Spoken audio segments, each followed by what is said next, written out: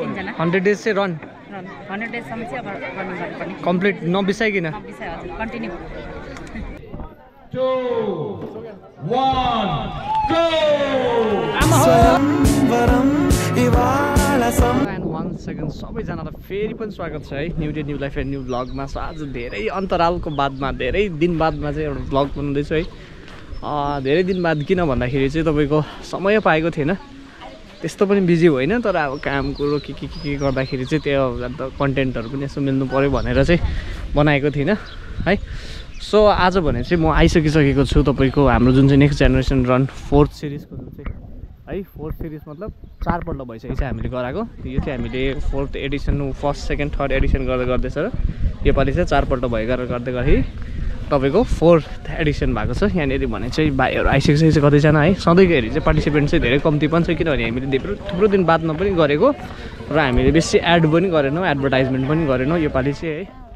र भेन्यू भने चाहिँ तपाईँको प्यारेन्टको कम्युनिटी हलमा कति मजाको वेदर भइरहेको छ अहिले चाहिँ। आकाश कति मजाले खोलिरहेको छ है guys. So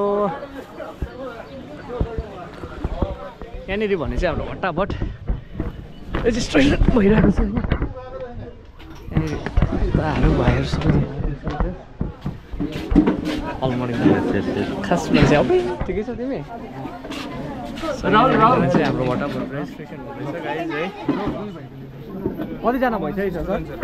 Mahendra Thapa sir कतिजना भइसक्यो? कतिजना हजुर रेजिस्ट्रेसन हुँदैछ है फटाफट रेजिस्ट्रेसन त्यसको चाहिँ हिसाब सो गाइस स्टार्ट हुन आँटिसकेको छ है। यहाँनिर भने चाहिँ अलिकति भानी अहिले चाहिँ भेला भइसक्यो है। हेर्न अलिक मजा आउने बेसी जस्तो चाहिँ यहाँनिर स्कुल्सहरूबाट नानीहरू पार्टिसिपेन्ट्स हुँदैछ है। सधैँको 1st 2nd 3rd को ट्रफी रुटको निम्ति 10 किलोमिटर 10K को निम्ति जुम्बा स्टार्ट भइसकेको छ हाम्रो है। गोइङ टु स्टार्ट है, स्टार्ट हुनै लागिसकेको छ। यहाँनिर सबैजना लाइनबद्ध भएर गइसकेको छ। 5K र 10 किलोमिटर्सको गाइज है। त्यसकै यहाँबाट अब 9 8 7 6 5 4 3 2 1 go आमा हो घोडा लान्छ होला यो केटाहरूले।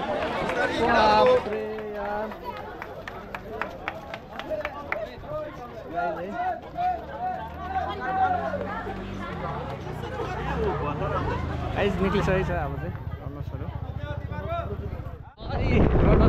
यस्तो चाहिँ गाइस आउँदैछ पछि है। हामी भने चाहिँ गाइस यसको भ्लग पछाडिको सिधैमा चाहिँ कुन चाहिँ भ्लग आउनेवाला छ भन्दाखेरि अहिले भनिदिइरहेको तपाईँको हामी कालिम्पोङ जाँदैछौँ आज। कालिम्पोङ रनको लागि है, कालिम्पोङ रनको म्याराथनको आउँछ भ्लग है। यहाँदेखि भने चाहिँ हाम्रो 5K छुट्टिने हो, यता चाहिँ 10K जानुपर्ने, यता 5K है। यहाँ भाइ आउँदैछ अझै पनि दामी दामी दामी दामी दामी दामी।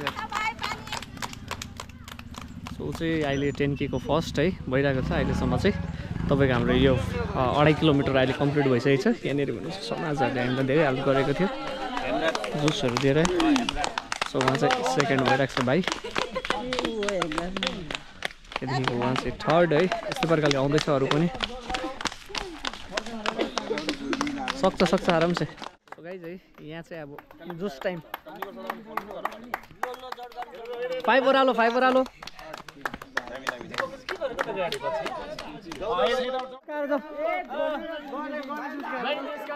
बल्ल जुस बिक्री भएको। जुसको आरामले खाएर जाऊ, आरामले बिस्तारै जुसको बिचरालाई जुसको गाइस अहिले भने चाहिँ रन पनि कम्प्लिट भइसकेको छ। यहाँ भाइहरू भने चाहिँ कति के भयो केटाहरू? 2nd भयो ल, कङ्ग्रेचुलेसन्स। यो मान्छे राम्रो कुद्दैछ त, 4th भयो होइन, 3rd भयो ल, कङ्ग्रेचुलेसन। तिमी 3जना गोदोकको? गोदोकमा अरू को छ कुद्नेहरू छ है? के यसै जिआरहरुको लागि प्र्याक्टिस गर्दै थियो कि यतिकै कुद्दै थियो कि? ल कङ्ग्रेचुलेसन्स है कुद्दै गर्नुपर्छ है बाहिरतिर पनि जानुपर्छ टाइमिङहरू त हेरेन होला है हेरेन है सघाइ चाहिँ यहाँनिर भने चाहिँ हामीलाई समाजहरूले पनि धेरै सघाइरहेको थियो हो यो चाहिँ तपाईँको प्यारेन्टको इन्द्रेणी समाज है हामी जहाँ पनि जान्छौँ हामीलाई समाजहरूले चाहिँ एकदम सहयोग गरेकै हुन्छ है यहाँनिर भने चाहिँ इन्द्रेणी समाजको रहेछ सबैजना कफी हेरे जुसहरू दिँदै है बाटोमा पनि हामीलाई 3-4वटा समाजले सघाएको थियो यहाँनिर पनि सबैजना आइसकेको छ यसो कुद्दै है गाइज है यो भाइहरू भने चाहिँ सबै स्कुलको हस्टेलको है सर हस्टेलबाट आएको भाइहरू होइन कन्भेन्ट इङ्ग्लिस स्कुलको केटाहरू है को चाहिँ फर्स्ट भयो यो केटाहरूको ग्रुपमा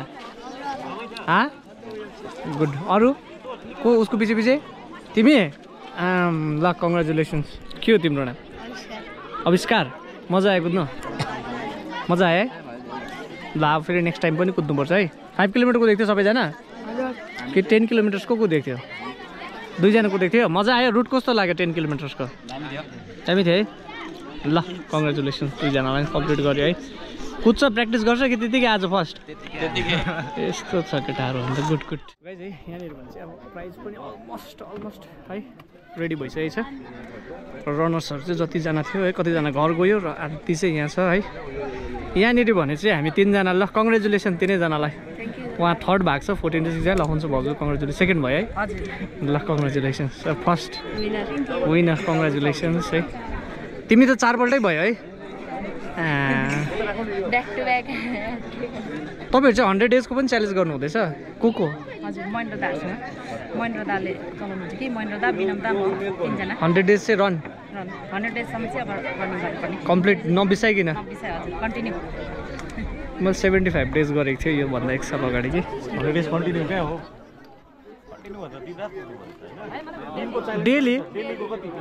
डेली जति पनि तर कुद्नु चाहिँ पर्यो डेली अब ग्याप गर्नु भएन त्यो थाहा छ तर डेली चाहिँ कति होइन एक्ज्याक्ट 5 किलोमिटर्स 2 किलोमिटर्स 5 किलोमिटर्स कुद्नुहुन्छ है साह्रो पर्छ कि तर बेस्ट हुन्छ बेस्ट थेरापी हो म 75 डेज गर्दाखेरि त कति दामी प्रोग्रेस भइसकेको थियो लास्ट अन्तमा चाहिँ यहाँनिर अब सबै जति पनि मैला फैलाएको थियो किन भन्दाखेरि साफ रहो सुस्त रहो होइन आफ्नै जग्गा हो यो सबै मैलाहरू त समेट्नै पर्ने हो यो मैला सबै टिपेर होइन काट्दै हो